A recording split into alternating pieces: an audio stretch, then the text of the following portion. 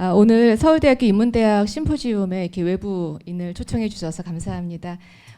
오늘 정말 많은 거 배웠고 되게 재미난 발표도 들었고 오늘 저는 후코의 자기 배려의 윤리에 대해서 말씀드리고자 합니다. 이 성적 욕망의 계보학을 넘어서 근데 이제 실제로 후코가 비판하는 것은 성적 욕망 그 자체라기보다는요. 성적 욕망을 지나치게 본성화하거나 과학화하거나 인간 지식의 대상으로 삼으면서 정상과 비정상을 나누는 상당히 이 강건한 기준으로 삼는 것에 대해서 비판하는 것이기 때문에 이제 그것들을 자기 배려의 윤리에서 어떻게 활용할 것인가의 문제로 이해해 주시면 될 것 같습니다. 아무래도 오늘 뭐 훌륭하신 교수님들 많이 계시지만 사실 다양한 학제 선생님들이 모여 계시기 때문에 제가 좀 간략하게 이제 후코에 대한 어떤 전반적인 이야기를 좀 드리면서 본격적으로 제 이야기를 좀 말씀드리겠습니다. 뭐 미셸 후코는 너무 잘 알고 계시겠지만 스스로 역사관과 철학자인가 사회학자인가 어떤 것에 대한 핀포인팅을 좀 거부하는 학자로 유명하고요. 제가 철학자로서의 후코를 다루고 있지만 언제나 후코는 인터뷰에서도 내가 만약 철학자라고 한다면 뭐 이런 식으로 항상 자신이 아주 분명한 강단 철학자임을 이렇게 분명하게 말하고 있지는 않습니다. 이제 그럼에도 불구하고 후코는 철학자로서 저는 이제 오늘 다루고자 하고요. 그의 이제 문제의식은 정기, 중기, 후기로 나뉘게 됩니다. 정기는 이제 지식을 다루는, 지식은 절대로 공평무사한 것이 아니고 발전적인 것이 아니고 상당히 패러다임처럼 단절돼 있다. 그리고 근대라는 시기에 이제 인간과학에 대한 지식을 통해서 근대의 주체가 만들어졌다라는 이야기를 하는 것이 정기의 고고학적인 이야기를 하는 단락이고요. 이제 그것들을 이제 좀 심화시키는 과정에서 등장한 것이 중기의 권력의 계보학입니다. 그래서 권력과 지식은 사실 붙어 있다. 절대로 지식은 중립적인 것이 아니고 권력과 함께 활동하는 것이다라는 것을 이제 계보학적인 방법론을 통해서 이야기를 하고요. 이제 여기까지를 우리가 보통 후코가 주체가 만들어지는 것이다. 구성된 주체다라고 얘기한다면 이제 한 6년에 건너뛰어서 후코가 성의 역사 2, 3권에서 이제 후기 윤리의 계보학을 얘기합니다. 여기서는 스스로 자기를 구성하는 주체를 이야기하기 때문에 혹자들은 이것이 정말 리얼 후코인가라고 얘기할 정도로 상당히 반향을 많이 일으켰던 주제이기도 합니다. 그래서 이때 조금 더 저희가 이해를 돕기 위해서 후코는 이제 이런 말을 한 적은 없습니다. 자유라라는 말을 아주 강하게 표현한 적은 없지만 그럼에도 불구하고 앞선 논의에서 만들어지는 주체를 예속화라고 한다면 후기에서 다루고 있는 주체는 자유라라고 이제 표현을 하도록 할 거고요. 제가 이제 오늘 말씀드릴 내용은 이 권력에서 이야기되는 예속화가 어떻게 자유라로 가게 되는지의 과정. 그리고 성적 욕망의 해석학으로서 예속화되었던 주체가 어떻게 성적 욕망의 활용을 통해서 자신의 주체로 만들어가는가에 대한 그 여정을 이제 보여드리려고 합니다. 그리고 우리가 보통 후코를 이제 권력의 철학자로 알고 있지만 실제 후코는 언제나 주체의 문제를 이야기하려고 했고 또 실제 후코가 그 권력의 철학자로 알려진 배경에는 당대에 이제 68혁명의 어떤 수혜를 받았기 때문이라고 보여집니다.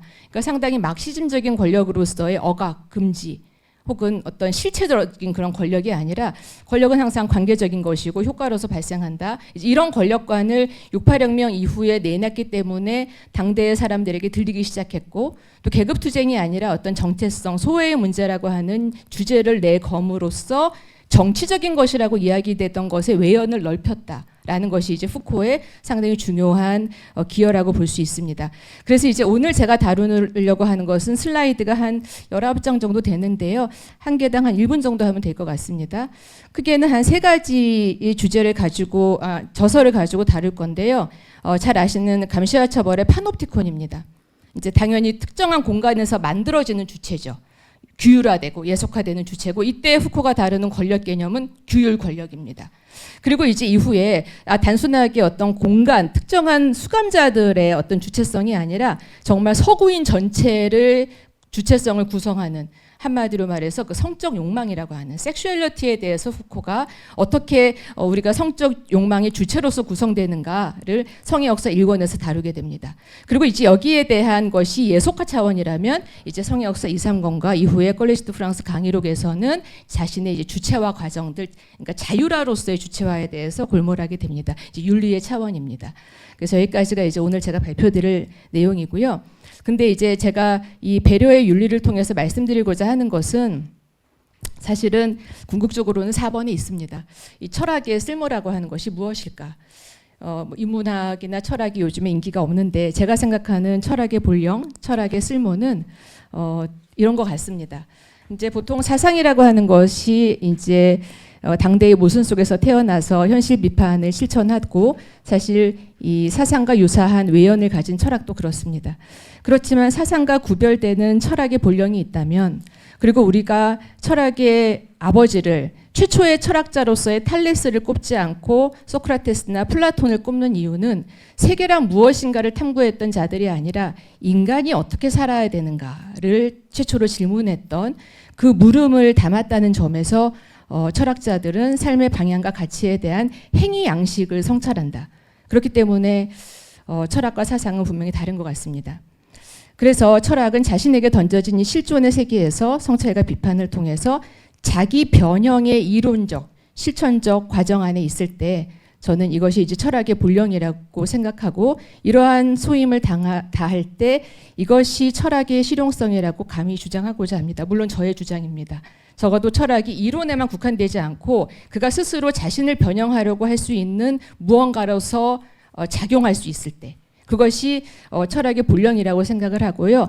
앞에서 말씀드렸던 푸코의 자기 배려의 윤리가 그러한 철학의 본령을 지금 담고 있다. 이 말씀을 드리고자 합니다.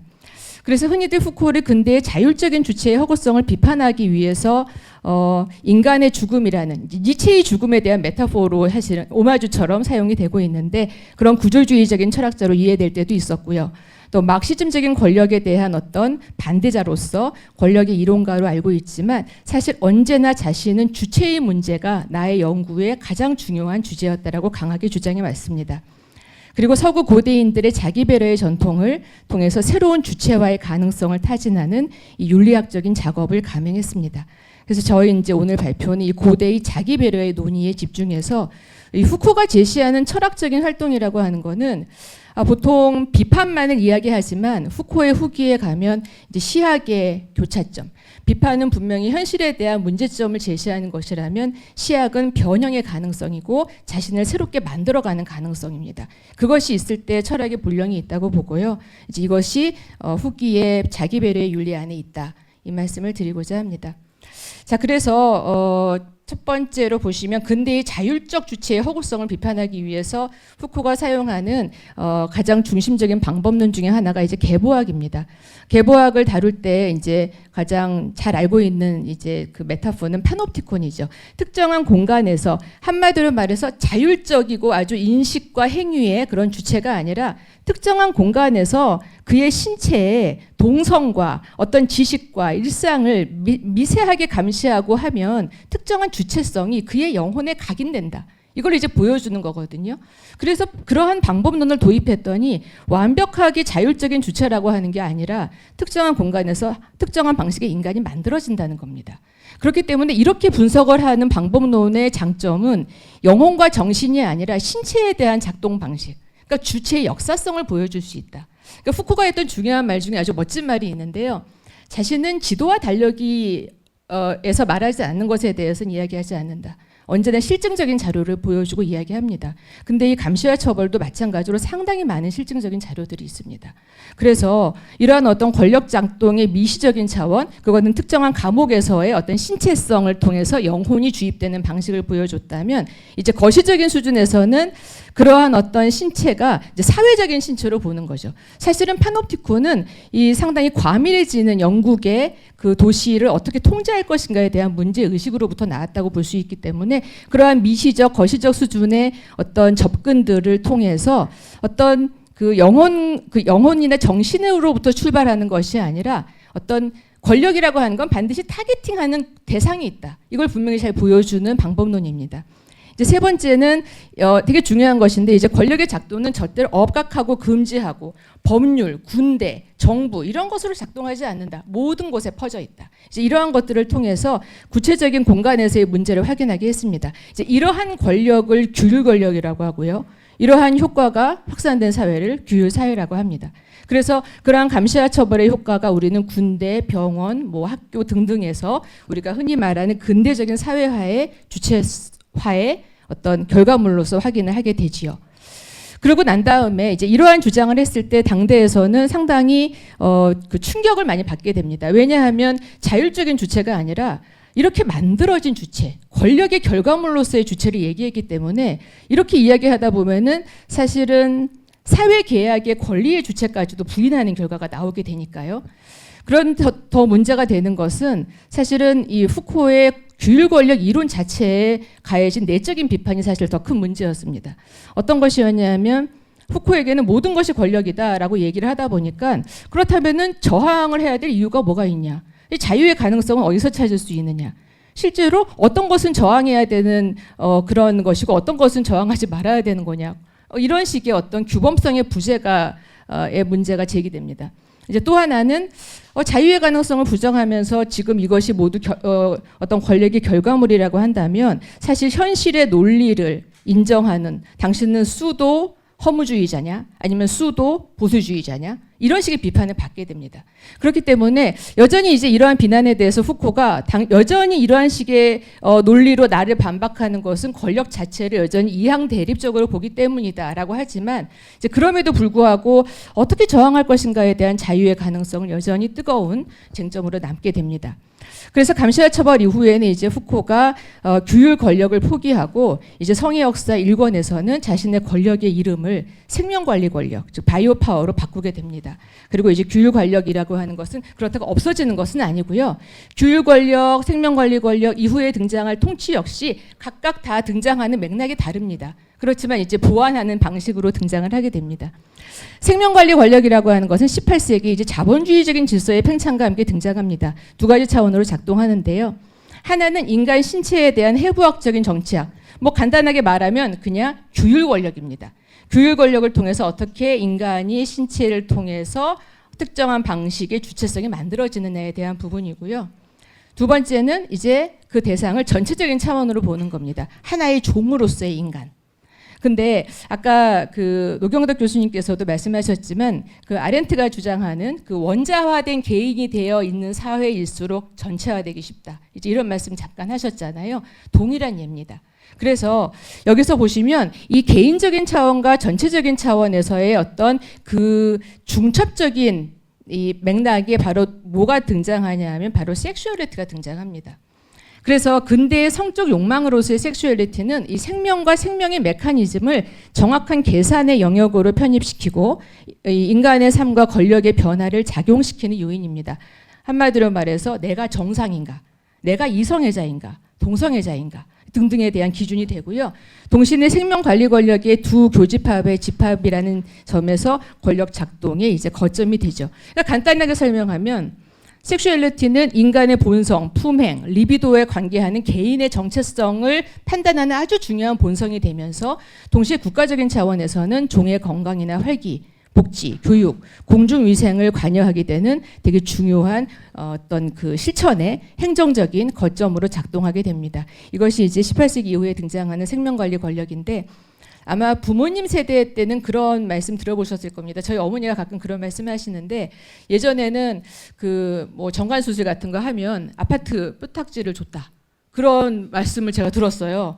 그래서 이게 어떤 생명에 대한 조절 장치, 개인의 선택의 문제가 실질적으로는 국가적인 관리의 대상으로 너무나도 밀접하게 붙어 있는 행정적인 조치가 되는 그러한 것이 사실은 생명관리 정치에서의 매우 중요한 측면이고요. 이제 그런 관점으로 보시면 이제 후코가 이 주체의 예속화, 즉 개인적인 차원에서 관계하는 섹슈얼리티의 확산에 대해서 다음의 요소를 전제합니다. 첫 번째는 인간의 본성은 억압돼 있다. 근데 그것들은 제도적인 교회를 통해서 그 진실의 발화자들을 통해 해석을 해야 된다. 그 다음에 이런 것들을 소위 자기 해방으로 간주한다는 겁니다. 이제 이러한 일련의 작동을 통해서 서구인들은 고백하는 동물이 되었고, 오히려 억압으로부터의 해방 역시 그것도 하나의 어떤 권력 효과의 그냥 부수적인 효과다. 그 어떤 해방에 대한 활동이 아무리 레디컬하다 하더라도 이미 그 안으로부터 기인한 어떤 효과라고 보는 것이죠. 그래서 이것 또한 이제 권력의 작동이라고 보고요. 그래서 상당히 중요한 얘기를 합니다. 이 생명관리 권력이 등장하면서 피해 사회가 가고 성의 사회가 왔다. 피해 사회라고 하는 거는 그냥 예전에 군주가 자신의 권력을 행사하는 방식, 그냥 죽이면 됩니다. 생사 여탈권. 하지만 살든 말든 상관하지 않습니다. 근데 성의 사회가 되면 살리기 위해서 매우 많은 노력을 기울입니다. 복지를 하고 교육을 하고 건강을 책임지고. 하지만 죽든 말든 그것은 가능하면은 버려둡니다. 이제 그러한 방식으로 피해 사회가 갖고 성의 사회가 도래를 알리면서 이제 규율 권력이 아닌 국가적인 차원에서의 어떤 작동을 분석하는 장점이 있고요. 하지만 그럼에도 불구하고 여전히 후코의 생명관리 권력은 예속화 차원에서의 분석을 가능하게 하지 자율화로서의 차원으로서는 여전히 부족하다. 이런 것이 이제 중론이었습니다. 그래서 78년이 되면 이제 후코가 통치라고 하는 개념으로 바꾸게 되는데요. 사실 통치는 조금은 더 외연이 넓습니다. 그래서 행위에 대한 행위. 그때 이제 후코가 이런 말을 하죠. 통치라고 하는 것은 우리가 흔히 생각하는 것처럼 정치적인 구조 이런 거 얘기하는 거 아니다. 개인이나 집단 어떤 행위를 이끄는 모든 것들을 우리는 통치라고 할 수 있다. 그래서 개인에 의한 자기 통치라고 하는 표현을 사용합니다. 이렇게 되면은 사실은 구성하는 자율화가 가능해지죠. 그래서 이렇게 되면서 이제 후코가 하는 아주 중요한 질문이 이제 여기서부터 등장하는데요. 지금 여기 나는 누구인가에 대한 물음을 묻기 위해서는 성적 욕망의 해석학을 통해서 지금까지 도덕적인 주체성에 구성했던 이 장구한 서구의 해석학, 깊이 새겨져 있던 섹슈얼리티 개념으로부터 거리를 둬야 됩니다. 이제 거리를 두기 위해서는요, 이 섹슈얼리티 개념하고 주체성하고를 떼어내야 되는데 이 너무나도 채싹 붙어 있기 때문에 이 근대적인, 즉 섹슈얼리티라고 하는 개념을 거리를 두기 위해서는 그 개념이 태동하기 전으로 돌아갈 수밖에 없다. 이제 이런 생각을 하게 되고요. 그러한 경험을 계보학적으로 추적하기 위해서 후코가 성의 역사 2권에서 고대 그리스로 넘어갑니다. 거기서 다시 도덕이라고 하는 것이 어떻게 구성되는가를 상당히 도식적으로 보여주는데요. 도덕은 코드, 실제 어떤 코드가 있죠. 사람을 죽이면 안 된다. 그리고 실제 행동, 뭐 돌도끼로 죽이든지 칼로 죽이든지 행동이 있습니다. 그리고 그 마지막에 있는 세 번째 요소가 자기와의 관계입니다. 근데 도덕적인 코드와 실제 행동은 사실은 상당히 역사적이지 않습니다. 그러니까 그렇게 변하지가 않아요, 시대마다. 근데 이 자기와의 관계는 상당히 역사적이더라. 그래서 이 자기와의 관계는 사실 윤리적인 문제인데 이 윤리적인 문제를 다시 네 가지의 차원으로 구분합니다. 윤리적인 실체, 어떤 부분이 나의 윤리적인 어떤 대상이 되는가. 내가 이 윤리적인 실체를 왜 자기와의 관계의 양식으로 삼는가. 이거를 위해서 내가 어떤 실천을 할 것인가. 훈련이죠. 그리고 내가 이걸 위해서 어떤 인간이 될 것인가. 이게 이제 도덕과 윤리의 관계입니다. 그렇기 때문에 이 윤리적인 주체로서의 자기 중심 원리에서 가장 중심적인 건 뭐냐면 바로 자기 배려의 원리라는 겁니다. 그리고 간단히 말씀을 드리면 자기 배려를 잘하기 위해서는 자기 배려의 하부 원리로서 자기 인식이 있다는 겁니다. 근데 이제 후코의 논의를 따라가다 보면 이러한 자기 배려의 중요성에도 불구하고 근대 이후에 자기 인식이 서구 근대 이후의 중심에 떠오르면서 자기 배려 전통이 철학에서 사라졌다. 이유는 크게 한 세 가지 정도로 봅니다. 자기 배려한다, 나를 돌본다, 이러한 식의 것이 상당히 도덕적인 댄디즘으로 보인다는 거고요. 두 번째는 스토아적인 자기 포기, 아까 영혼에 의한 자기 파괴라는 표현이 있었잖아요. 그런 것들로 이제 변형될 수도 있고요. 세 번째는 데카르트적인 순간. 물론 데카르트의 잘못은 아닙니다만 상당히 이제 은유적으로 표현한 겁니다. 자기 인식의 역전으로 인해서 자기 변형 없이도 뭔가 진실을 얻을 수 있다는 이 기묘한 역전이 일어났다. 이것이 바로 자기 배려의 어떤 문제가 사라지게 된 것이라고 봅니다. 그래서 후코가 이렇게 얘기를 하죠. 비판의 정신이라고 하는 것은 항상 자기가 어떻게 역사적으로 구성되는가를 보는 것이다. 근데 오늘날 철학은 내가 말하고자 하는 건 일종의 철학적인 활동인데 사고에 대한 사고의 비판 작업이다. 사람들이 이미 알고 있는 것에 대한 데이터를 쭉쭉쭉 쌓아 올려서 이것이 정말 그것이야 라고 정당성을 누적하는 것. 그것 대신에 내가 다른 사람들과 혹은 기존의 체계와 얼만큼 다르게 생각하는 것이 가능한가를 실험해 보는 것, 이것이 철학의 활동이라는 겁니다.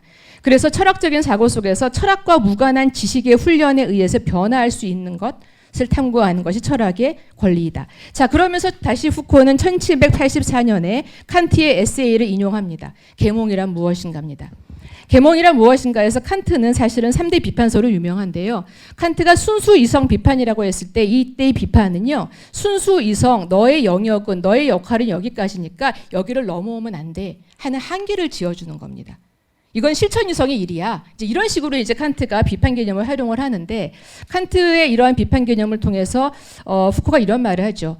비판이라고 하는 건 인식의 한계에 대한 초시간적인 차원의 것이라면, 내가 생각하는 비판이라고 하는 것은 현재에 대한 한계를 긋는 작업이 아니라 그 한계를 넘어서려고 하는 위반의 실천이다. 다르게 생각하는 것이고 지금과 다른 나와의 거리두기다. 이것이야말로 철학의 활동이고 비판의 작업임을 명시합니다. 자, 그러면서 철학이라고 하는 것은 결국은 호기심, 그러니까 통치받지 않으려고 하는 것은 내가 호락호락하게 예속화되지 않겠다라고 하는 의지인데요. 이것은 삶에 대한 열정인데, 이 열정이나 의지는 지식의 획득만을 위한 호기심이 아니라 아는 자의 일탈을 가능하도록 추동하는 것이고, 그러한 호기심에 의한 진실의 작용 속에서 자신을 변형시키려는 실험입니다. 즉 이러한 철학의 활동이 비판과 시학으로 전개될 때 자신의 본령으로서 존재한다고 생각합니다. 그리고 저는 이것이 철학 후코의 자기별의 윤리 안에 있다고 생각합니다. 감사합니다.